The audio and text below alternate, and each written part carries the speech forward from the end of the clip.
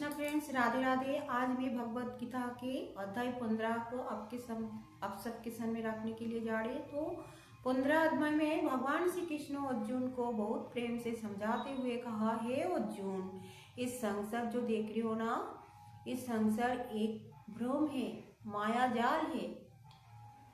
तो भगवान श्री कृष्ण इस संसार को बोला, इस संसार विनाशी है और जो परम पुरुष है ना, इस संसार के जो परम पुरुष भगवान परमात्मा, वो अविनाशी है। तो संसार के हर एक मानव को कोशिश करना है, वो परम पुरुष को बात जाना है। तो भगवान श्री कृष्ण इस संसार को एक बड़ वृक्ष के साथ तुलना किया। बोला, ये जो बड़ वृक्ष है ना अर्जुन, ये बड़ वृक्ष के जो जड़ होता है ना, वो ऊपर की तरफ रहते हैं और इसका जो शाखा प्रशाखा वो नीचे की तरफ होता है, और इसका जो मूल है ना, वो परम पुरुष परमात्मा भगवान श्री कृष्ण।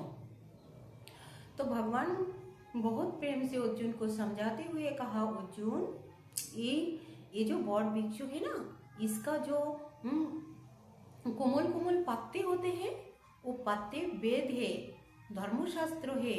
इस वेद को, ये धर्मशास्त्र को रीड करके, अध्ययन करके जो वैराग्य को अवस्था मतलब लाभ कर लेते हैं, जो भगवान के करीब जा सकते हैं, वही व्यक्ति भगवान को पा सकते हैं।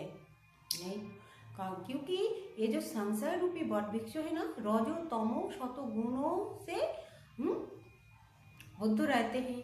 और इस संसार रूपी वृक्ष जो है ना, जब मानव आते हैं, ये रजो तमो शतो गुण में है, आप सबको मतलब सब मानव ये रजो तमो शतो गुण को पकड़ के ही जन्म मरण पुनराय जन्म पुनराय मरण, ये जो चक्र होता है ना, इसमें बंधे रहते हैं। तो ये जो जन्म मरण चक्र से छुटकारा पाने के लिए हैं, हमें धर्मशास्त्रों को अध्ययन करना है, कोमल कोमल पात्रों वेद को अध्ययन करना है। और ये सब शास्त्रों अध्ययन करने के बाद हमारे अंदर ये रजो तमो शतगुण निकल जाएगा, और जब निकल जाएगा तब हम भक्ति के मार्ग में चलने लगेंगे। और एक बार हमारे अंदर न्याय अन्याय सुख दुख अपराध वो निकल जाएगा, हमारे किसी के प्रति हैं कोई खराब भाव, कोई खराब चिंता नहीं आएगा,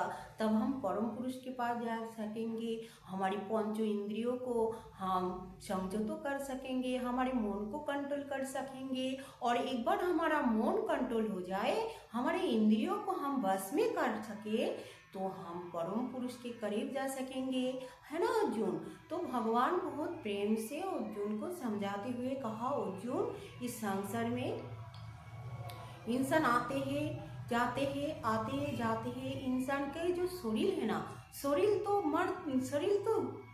मरते हैं, लेकिन शरीर के अंदर जो आत्मा होता है ना, वो आत्मा कभी नहीं मरता, वो शाश्वत है।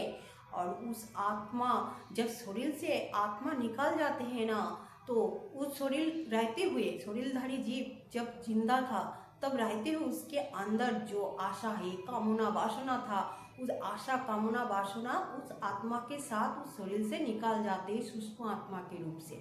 और जब दूसरे शरीर में प्रवेश करते हैं, तब उस आत्मा के साथ साथ कोई सूक्ष्म जो चिंता, उन लोगों को जो लोभ लालच जो आदत था पहले से, वो आदत उस शरीर में आत्मा के साथ साथ प्रवेश कर जाते हैं। तो हमारे मानव जन्म पाने के बाद हमारे अंदर आत्मा, शरीर के अंदर आत्मा रहते हुए हम अगर कोशिश करें, हमारे अंदर जितने भी कामना वासना मन में जितने भी कामना वासना, और अपने पंचों इंद्रियों को अगर हम वश में कर सकेंगे, और इसी अवस्था में अगर हम मृत्यु वरण करेंगे, मत हमारी शरीर छूट जाए, तो हमारे शरीर कि जो आत्मा है, वो आत्मा परमात्मा के साथ मिल जाता है। क्योंकि उस आत्मा में, मतलब उस मन में कोई चिंता, कोई लालच, कोई कामना वासना रहता ही नहीं है।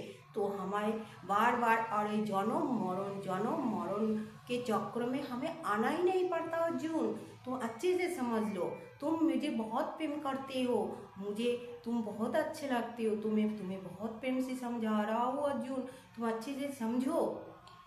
भगवान श्री कृष्ण अर्जुन को बोलते हैं, अर्जुन रजो तमो सतो गुण को त्याग करके हमें बाहर आना है, क्योंकि हमारे जो आत्मा, हम मानव को इस संसार रूपी संसार में इसलिए भेजते हैं जो वो भक्ति करे, भक्ति के राहों को चुने। हाँ, बार बार उसे जन्म मरण चक्रों में आना ही नहीं पड़े।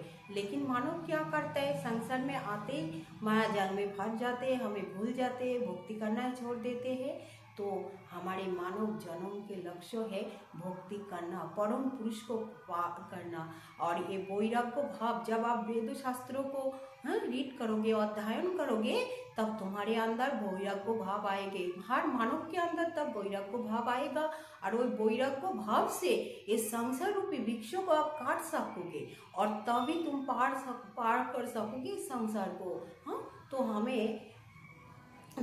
भगवान श्री कृष्ण अर्जुन को ये समझाते हुए कहता है, संसार में दोनों तरीका का इंसान रहता है, अक्षर दो पुरुष रहते हैं, शॉर्ट पुरुष, अक्षर पुरुष। बड़ी प्रेम से समझाते हैं।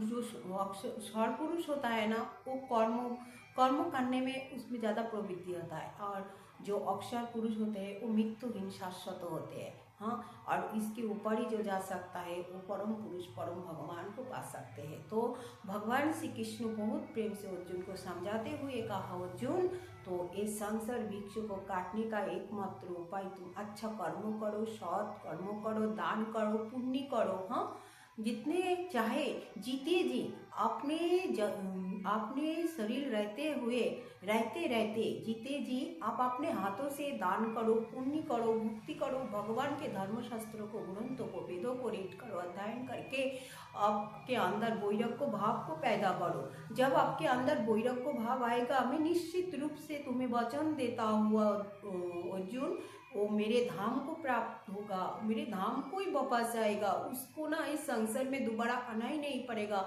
मेरे धाम जहाँ पे सूर्यों की रोशनी, चंद्र की रोशनी फंस नहीं सकती, मेरे धाम अलौकिक धाम में, जहाँ पे एक बार मानव आने के बाद दोबारा संसार में आना ही नहीं पड़ता। तो मानव भूल जाता है, संसार में आके सब कुछ भूल जाता है, बस उसको ही याद आता है जो वेदों को अध्ययन करते हैं। उसके बाद वही मेरे पास आ सकता है जो वेदों को अध्ययन करते हैं, धर्मशास्त्र का अध्ययन करते हैं, जिसमें वही मेरे को पा सकता है। अर्जुन, तो भगवान बहुत प्रेम से अर्जुन को समझाते हुए कहा, हाँ, कितना अच्छा से, कितने प्रेम से मेरे कहना ने अर्जुन को समझाया। और इस धर्मशास्त्रों, मेरे गीता में, भगवद गीता में भगवान श्री कृष्ण कितना अच्छा से मेरे अर्जुन को समझाया।